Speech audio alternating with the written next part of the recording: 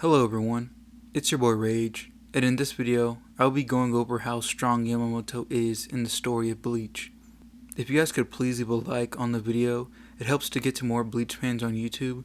Subscribe to my channel if you like Bleach and Bleach content. Thank you guys for so much support, and to the video. Bleach fans who have been fascinated with the Zanpakuto have at least one point or another asked themselves or others, who has the strongest Zanpakuto? There are a few characters that always get brought up during this conversation, from Kenpachi, True Shikai Ichigo, Ichibei, Oetsu, and of course Yamamoto. Yamamoto, for at least 70 to 80% of the manga run, undeniably had the strongest Zanpakuto in history, from Shunsui and Jushiro praising how strong it is, to Aizen outright stating that it is the strongest with its destructive power. Yamamoto has to be one of the oldest Soul Reapers along with Unohana and Ichibei, not only being one of the oldest but the founder of the Gotei 13 and one of the reasons it is what it is now. You could even argue he embodies what the Gotei 13 is supposed to stand for. His earliest feat is being able to take on two high-class Captain Soul Reapers. Now, in the story of Bleach, Captain level or the captains in Bleach are generally implied to be on the same level, with exceptions of like Yamamoto or Aizen, but I can get to that concept in another video. Yamamoto is so strong and now states that two captains might not be enough to stop him. If we take a look at who Yamamoto is fighting, Jushiro and Shunsui, who are seen as extraordinary captains by Yamamoto's words and are said to be transcendent while working together. These same captains are afraid to go toe-to-toe with him and even try to reason with him or talk it out, but Yamamoto isn't having none of that. When seeing Yamamoto's Shikai, it's stated Yamamoto becomes transcendent with remarkable spiritual pressure. Yamamoto in Shikai is easily able to turn his enemies to ash, like he did with Ion. Yamamoto with his raw power is stated to be the strongest Soul Reaper, even himself saying that anyone born within the past 1,000 years has never surpassed him. Even Jushiro has a statement claiming no one is able to take his spot as head captain, even after losing his arm. So you could see that the narrative is that he is the strongest amongst the Soul Reapers. The statement he makes about no one has surpassed him in the past 1,000 years, this would seem to imply anyone since the war 1,000 years ago, any Soul Reaper that has joined the Gotei 13 was weaker than Yamamoto. Yamamoto's fight against Wonderwise shows you that he's not just strong with his Zanpakuto. He was able to send Wonderwise flying with just a single punch. Then once he sees Wonderwise was able to tank that attack, shatters his whole body like glass. Even without his Zanpakuto, he was about to throw hands with Aizen. Aizen basically admitted defeat to Yamamoto, who had to create a whole being just to seal his sword. In the data books, it even says Aizen is no threat to base Yamamoto. In the same fight, Yamamoto tanks his own attack he was going to use on Aizen. Now you could make the argument that this attack was going to destroy the planet, or the explosion Wonderwise emitted was going to destroy the planet from what Aizen says. I want to take the chance to explain Yamamoto's attack isn't itself planet level.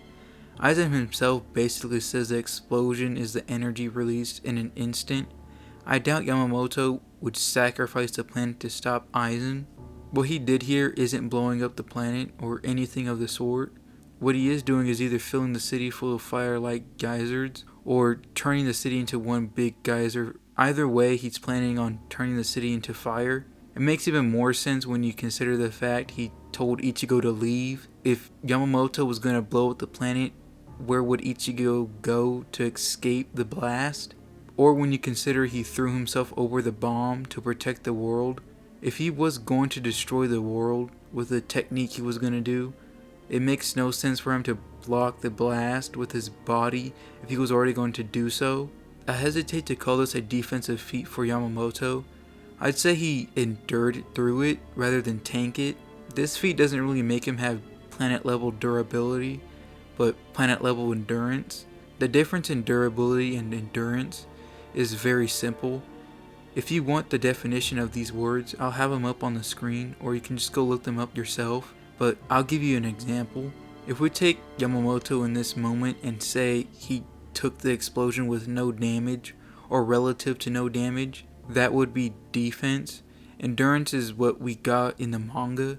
Yamamoto not necessarily taking the attack, but surviving it and being able to throw out a high level Kido.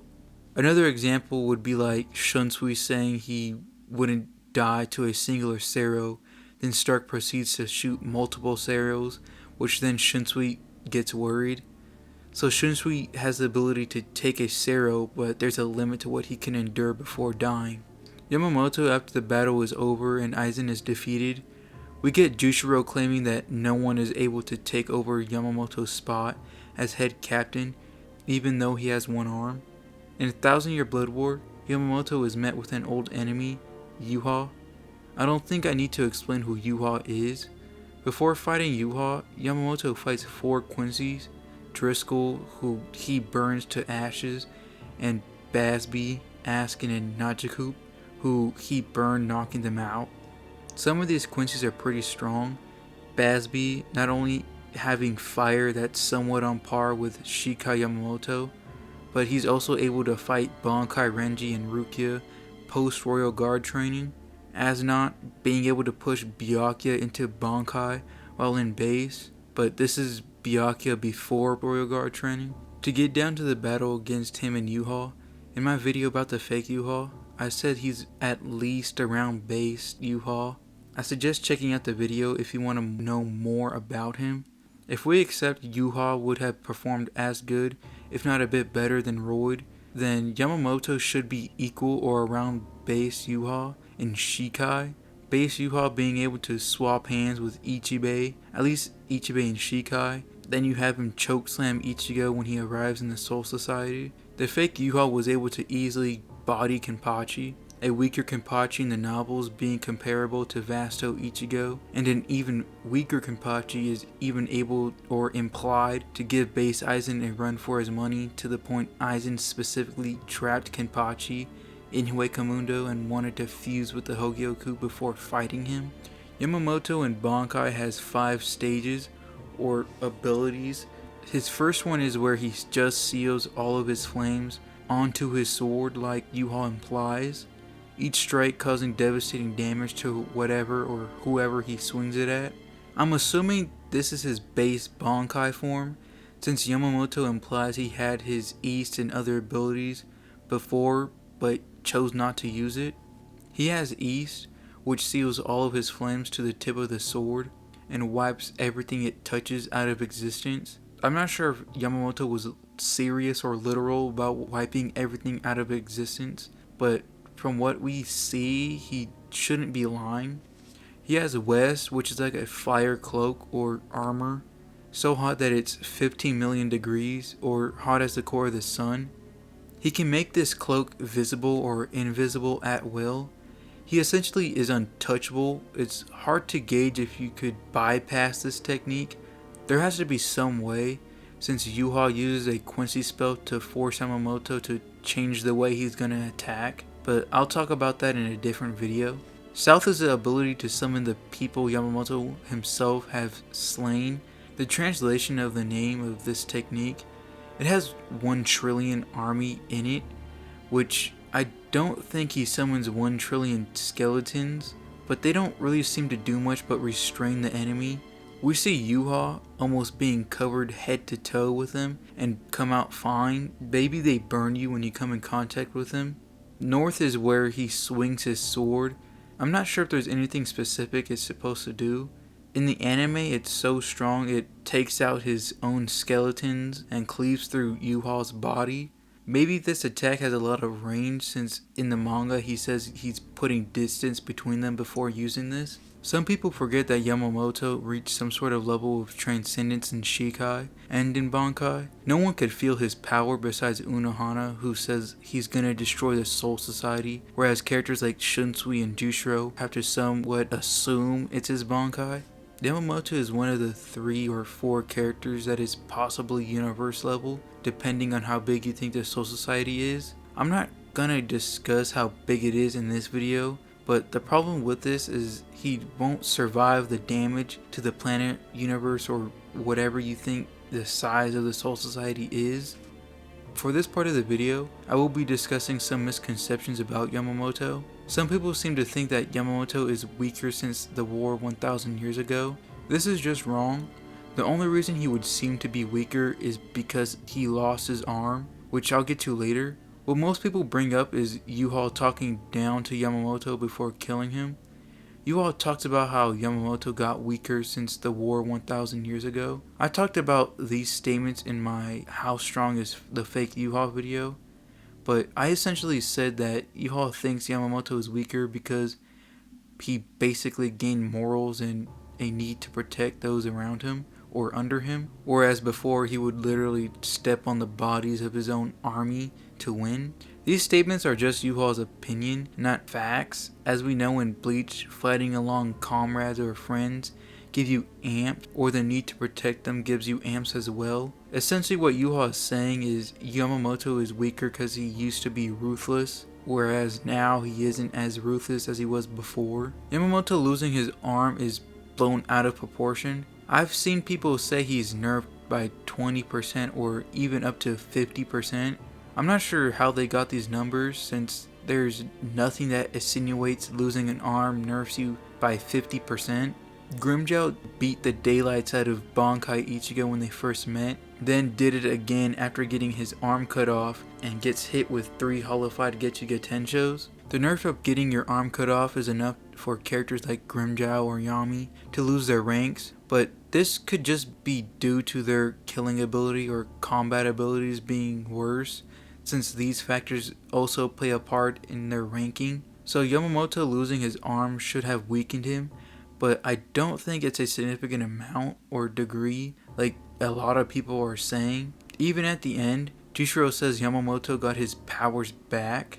A lot of Yamamoto haters will put him down or call him weak due to him somewhat struggling to beat or need Bankai against the fake Yuha. Instead of looking at it as Yamamoto is weak because he couldn't beat a random Quincy pretending to be Yuha, look at it like Royd is just that strong to be able to slam Kenpachi and challenge Yamamoto and Bankai to a certain degree. That's a big feat for Royd. Royd fighting Yamamoto and Bankai, knowing how strong it is, then sees it's even stronger and still proceeds to fight him. Whereas the real Yuha took the time to make a device that seals Yamamoto's Bankai, then fight him. So the real Yuha didn't even want to fight Yamamoto at full power, whereas Roy did.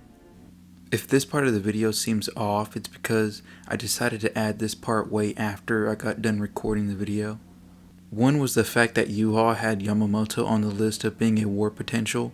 If I had to guess why he was on the list, it would probably be because of his willingness to do whatever it takes to win, based on the context Yuha speaks about Yamamoto and why he removed him. Or, which probably isn't the case, his destructive power. Yamamoto is feared by many people like Aizen and Yuha, even the original Gote 13, for his destructive power. If someone told me that they thought Yamamoto has the highest destructive power, only being second to Soul King Yuha, I'd probably agree. Yamamoto's Zanpakuto is noted to be the strongest when it comes to its DC. Yamamoto's Bankai is even too powerful for himself. If he stands in Bankai long enough, Yamamoto could end up destroying himself along with his enemy. Even though Yamamoto is vastly weaker than characters like Kenpachi, Aizen, and Ichigo, you could convince me that Yamamoto could cause more damage to a bigger area than these characters. An example of what I'm trying to say is, if we take these characters and say they punched a wall, Yamamoto would leave a huge dent in the wall, whereas Ichigo, Kenpachi, and Aizen would probably punch through the wall but wouldn't leave as big as a dent. Another way of what I'm trying to say is that Yamamoto has more DC but less AP. I forgot to talk about Yamamoto's abilities in Shikai and the comments about him in Can't Fear Your Own World. Yamamoto in Shikai has a few abilities. The first one we see is the fire cage he used on Aizen. It's never clear that Aizen could have broke out of it. It kinda took a huge hollow the size of Yami to blow it out. Another ability he has is being able to set fire like pillars or geysers burst from the ground. This technique seems to set ablaze any part of the area Yamamoto sets up. In the case we see it, it was Fate Karakura Town, or at least a big section of it, and Yamamoto needs time to set up this big attack in order for it to happen. I'm sure Yamamoto has other techniques in Shikai, but these are the only ones we see. If you think characters like Shunsui or Byakuya have surpassed Yamamoto, you should probably rethink that. In Can't Find Your Own World, it's confirmed that Yamamoto is still on the complete new level compared to these characters. Tokinata is stated to be below Yamamoto in terms of Ryatsu, and Tokinata and Shunsui are equals. The only captain that surpasses Yama is Kenpachi. Yamamoto in the novels is stated to be strong enough in Shikai to be able to melt Zanpakuto, which is completely crazy. But that's all for the video. Thank you guys for watching till the end. If you think I missed or overlooked anything, please let me know down in the comments below. Thank you and have a rainy day.